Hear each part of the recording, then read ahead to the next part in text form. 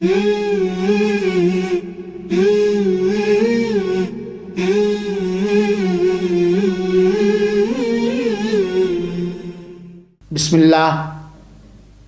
वल्हम्दुलिल्लाह वस्सलातु वस्सलामु अला रसूलिल्लाह वमन वाला अम्मा बाद। अऊज़ु बिल्लाहि मिनश शैतानिर रजीम। बिस्मिल्लाहिर रहमानिर रहीम। वमन यदउ मअल्लाहि इलाहन आखर ला बुरहान लहू बिहि फइन्नमा हिसाबुहु इंदा रब्बिहि इन्नहु ला युफ्लिहुल काफिरून। यह हमारे लिए सौभाग्य है कि आज आप सभी मित्रों ने, सभी भाइयों ने अपनी इस सभा में बुलाया और हमें तौहीद की किस्मों के विषय पर कुछ देर तक कुछ कहने का अवसर दिया। हम अल्लाह ताला से प्रार्थना करते हैं कि हे मेरे सत्य अल्लाह, तो हमें अच्छे प्रकार कुरान तथा प्यारे नबी के सुन्नत से तर्क देते हुए तौहीद की किस्मों को समझाने का अवसर दे। प्रिय मित्रों, पहली मीटिंग में, पहले सभा में मैंने आप लोगों को तौहीद का अर्थ बहुत ही कम समय में समझाया था और आज हम समझाना चाहते हैं आपको तौहीद की किस्में। तो हमें इस बात का ज्ञान होना चाहिए, हमें ये बात समझनी चाहिए कि वो एकेश्वरवाद जिसका निमंत्रण सारे संदेशताओं ने दिया, वो तौहीद जिसकी दावत सारे नबियों और रसूलों ने दिया, और वो एकेश्वरवाद जिसके बारे में सभी आसमानी किताबें अवतारित की गई, उसकी वो तीन प्रकार के हैं। तौहीद के तीन भाग हैं और इन तीनों भागों पर विश्वास करना, स्वीकृत करना, इनकी चाहत अनुसार जीवन व्यतीत करना अनिवार्य तथा आवश्यक है। जो भी मनुष्य तौहीद के इन तीनों भागों अनुसार इस संसार के अंदर जीवन व्यतीत करेगा, जिंदगी गुजारेगा, उसे अवश्य स्वर्ग प्राप्त होगा। और जिसने भी तौहीद, एकेश्वरवाद या तौहीद के तीनों भागों में किसी प्रकार की कमी करेगा तो उसे नरक में जाना पड़ेगा। अल्लाह ताला हम सबको स्वर्ग के मार्ग पर चलाए और नरक के मार्ग से बहुत दूर रखे, आमीन। प्रिय मित्रों, तौहीद के तीन भाग हैं, तौहीद की तीन किस्में हैं।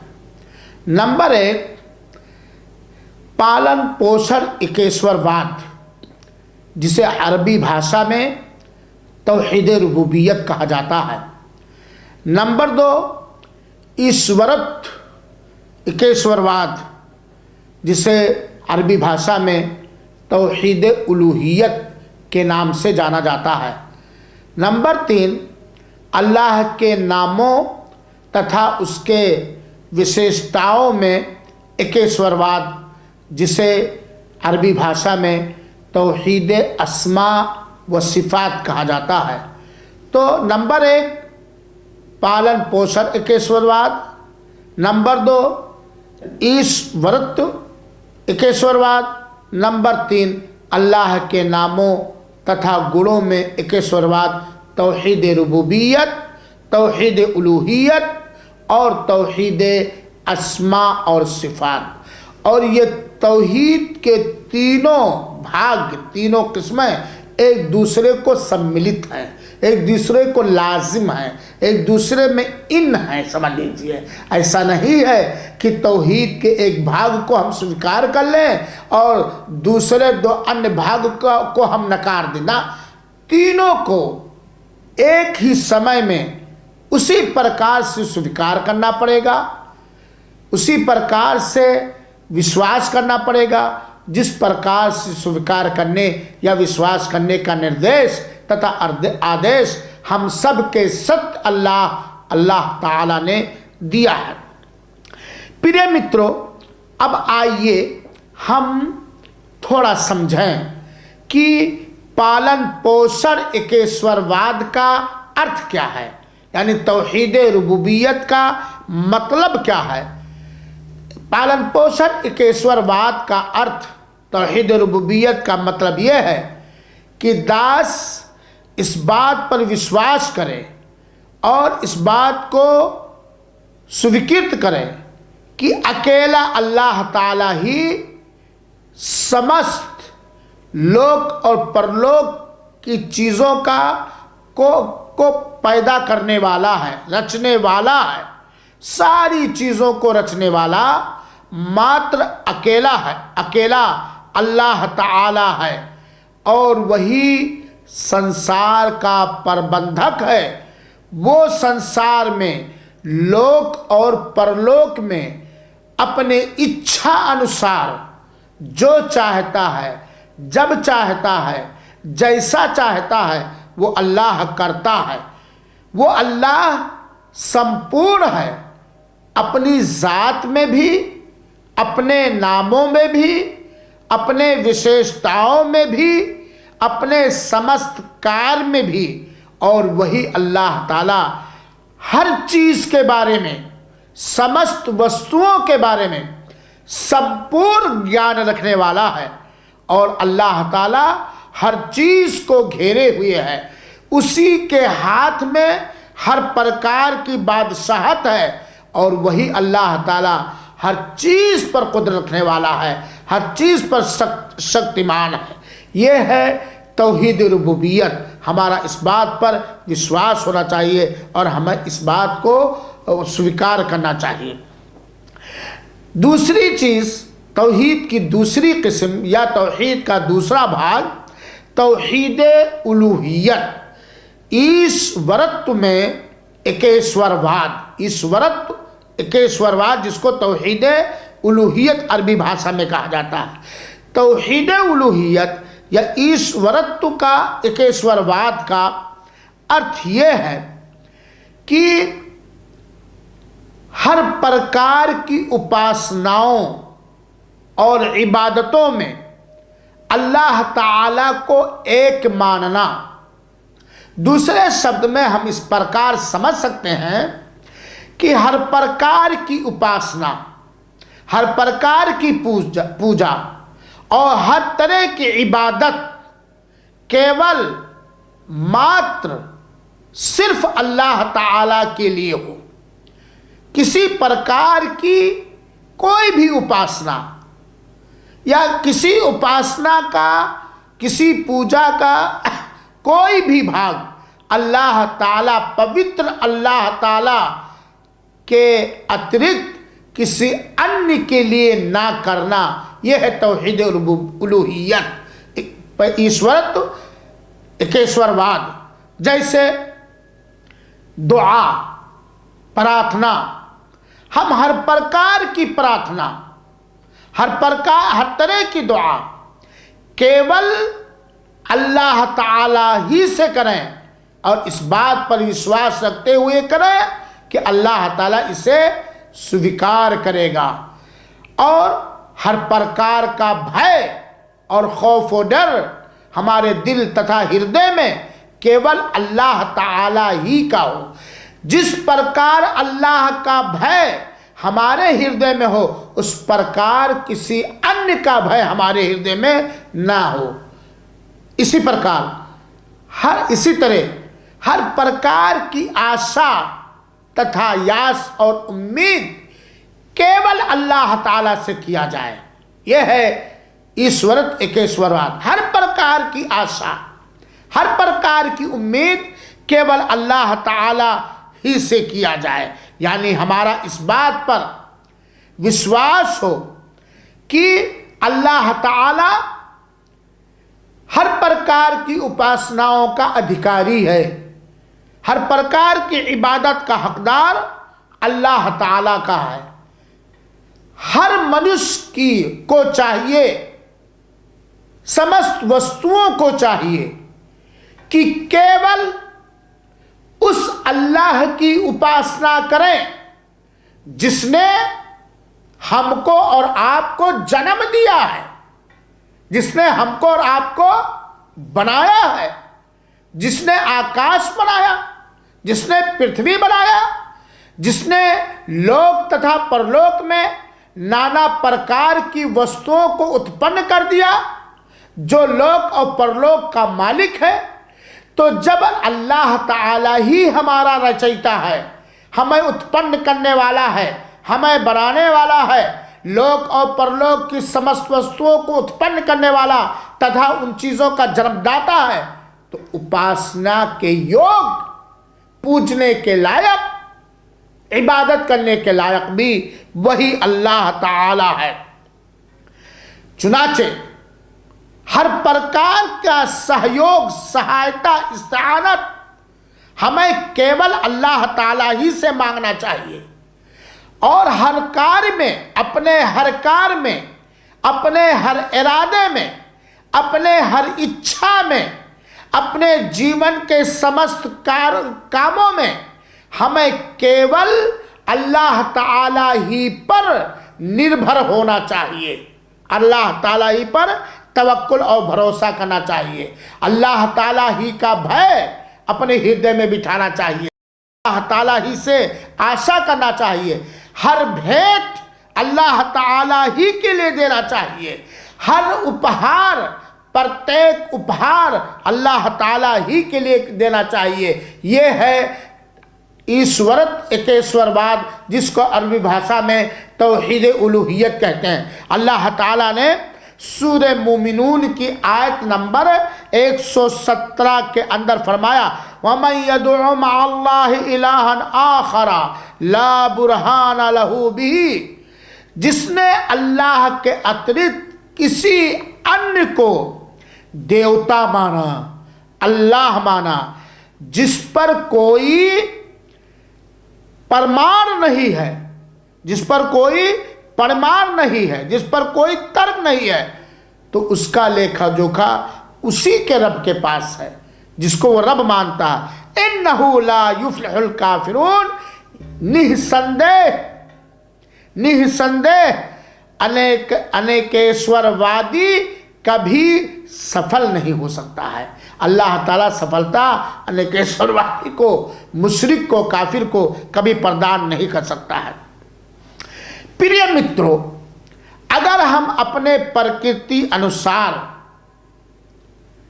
इस लोक के भीतर जितनी चीजें हैं उस पर हम ध्यान दें, मन चिंतन करें, गौर फिक्र करें, तो हम इस बात को स्वीकार करने में पीछे नहीं हटेंगे कि केवल अल्लाह ताला ही अकेला तन्हा पोषक है, पालने वाला है। लेकिन यहाँ प्रश्न ये उठता है कि अगर कोई मनुष्य, कोई भी दास, कोई भी रचना इस संसार के अंदर जो पाई जाती है, अल्लाह के पालन पोषण एकेश्वरवाद को स्वीकृत कर ले, कोई भी अल्लाह की तौहीद रुबूबियत का इकरार कर ले, मान ले, तो केवल पालन पोषण एकेश्वरवाद स्वीकृत करने के कारण वो मुसलमान माना जाएगा? ये बहुत बड़ा प्रश्न है।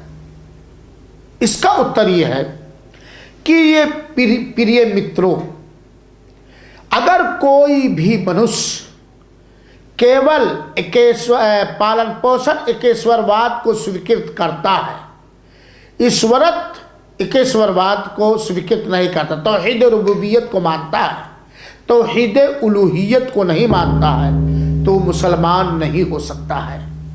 वो मुसलमान नहीं हो सकता है, वो एकेश्वरवाद नहीं हो सकता है, वो अनेकेश्वरवाद ही रहेगा। क्योंकि इब्लीस भी पालन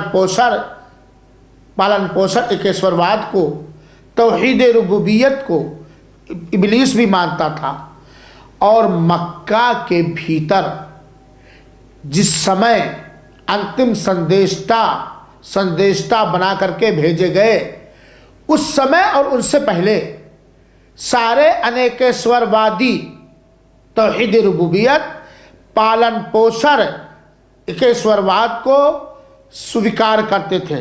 लेकिन इसके कारण वो मुसलमान स्वीकार नहीं किए गए, क्योंकि एकेश्वरवाद पालन पोषण एकेश्वरवाद को स्वीकृत करते थे, ईश्वत यानी तौहीद उलूहियत को वो नहीं मानते थे।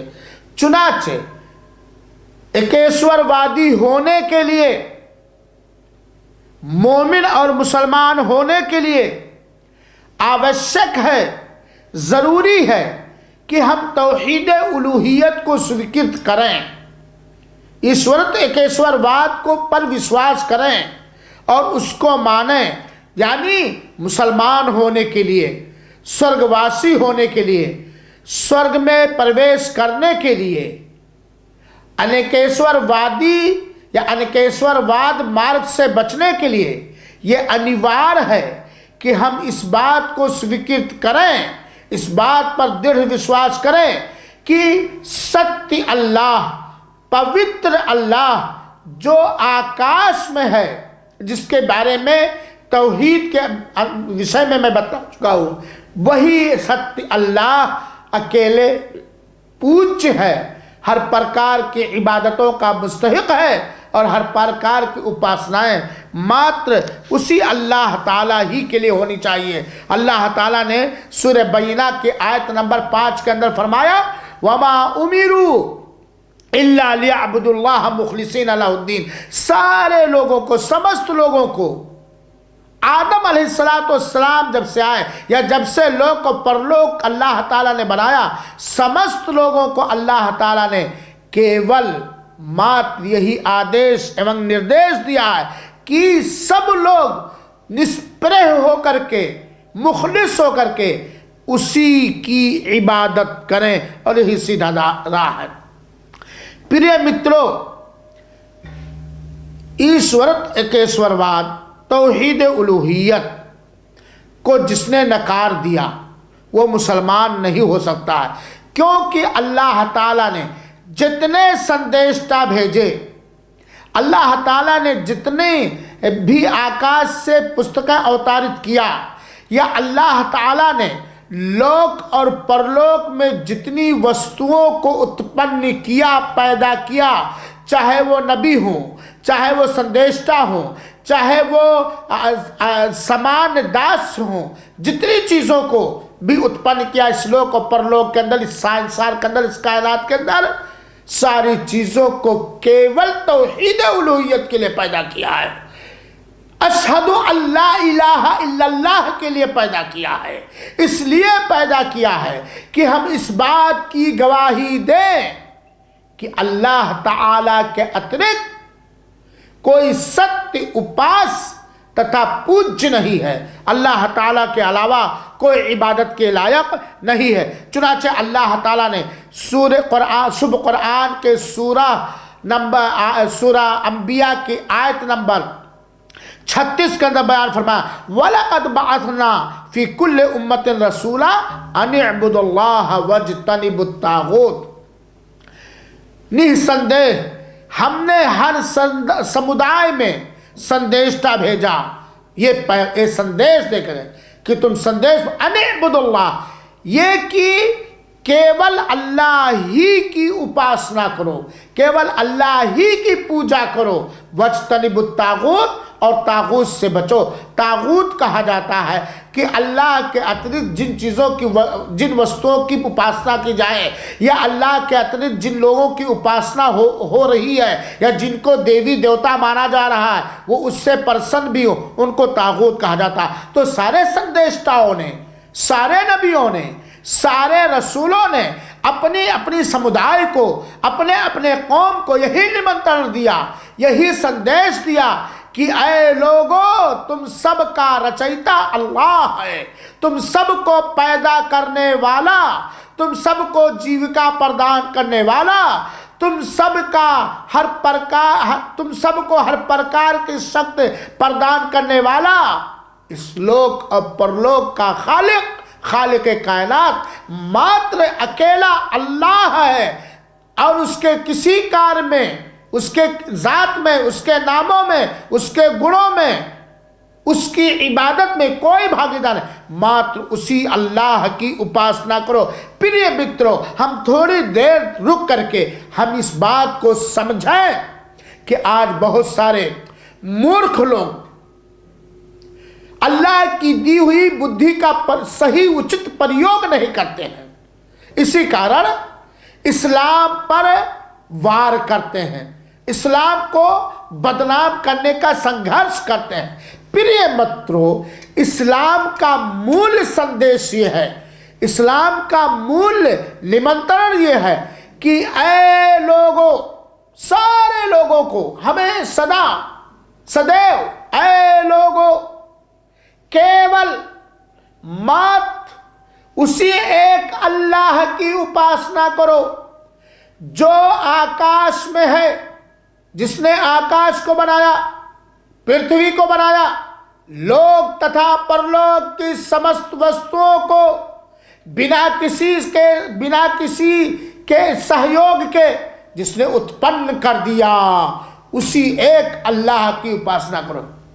हम किसी अल्लाह के अतिरिक्त, इस्लाम धर्म अल्लाह के अतिरिक्त किसी देवी देवता की उपासना करने के को बिल्कुल स्वीकार नहीं करता, क्योंकि ये असत्य बात है। प्रिय मित्रों, यहाँ ये बात भी मालूम होनी चाहिए, जो एकेश्वरवाद पर विश्वास करेगा, जो एकेश्वरवाद को स्वीकृत कर लेगा, जो तौहीद को मान लेगा, वही स्वर्ग में जाएगा। इस बात पर विश्वास करो। ये अल्लाह का कथा, अल्लाह का ग्रंथ, अल्लाह के कुरान की आयत पर जा देखो, सूरह बकरा आयत नंबर 25 जाकर के पढ़ लेना। वबश्शिरिल्लज़ीना आमनू व अमिलुस्सालिहात अन्ना लहुम जन्नातिन तजरी मिन तहतिल अनहार। शुभ सूचना दे दीजिए उस मनुष्य को जो ईमान लाए और भले कार करते रहे, कि उसके लिए ऐसे बागात हैं, ऐसी जन्नतें हैं जिसके नीचे नहरें बने। एकेश्वरवाद स्वीकार करने वाले ही के लिए हर प्रकार का अमन और हर प्रकार की शांति है। अल्लाह ताला ने शुभ कुरान के सूरह रात की आयत नंबर 28 के अंदर फरमाया, अल्लज़ीना आमनू व तत्मइन्नु क़ुलूबुहुम बिज़िक्रिल्लाह। जो लोग ईमान लाए उन्हीं के हृदय अल्लाह की याद से शांति पाते हैं। प्रिय मित्रों, और अल्लाह ताला ने सूरह अनआम की आयत नंबर 82 के अंदर फरमाया, अल्लज़ीना आमनू वलम यल्बिसू ईमानहुम बिज़ुल्मिन उलाइका लहुमुल अम्न व हुम मुहतदून। जो लोग ईमान लाए और अपने ईमान को किसी मिश्रवाद से लिप्त नहीं किया और अपने ईमान को किसी शिर्क से गड़बड़ नहीं किया, उन्हीं लोगों के लिए शांति है और वही सीधे मार्ग पर हैं। प्रिय मित्रों, अल्लाह के अंतिम संदेशता, प्रिय आदरणीय हमारे नबी सल्लल्लाहु अलैहि वसल्लम ने फरमाया, एक आदमी आया आपके पास और उसने प्रश्न किया, ऐ अल्लाह के रसूल अकरम सल्लल्लाहु अलैहि वसल्लम, वो दोनों चीज़ें कौन क्या है जो अनिवार्य कर देती, वाजिब कर देती? आपने कहा, मम्माता ला युश्रिकु बिल्लाहि शैआ दखलल जन्ना।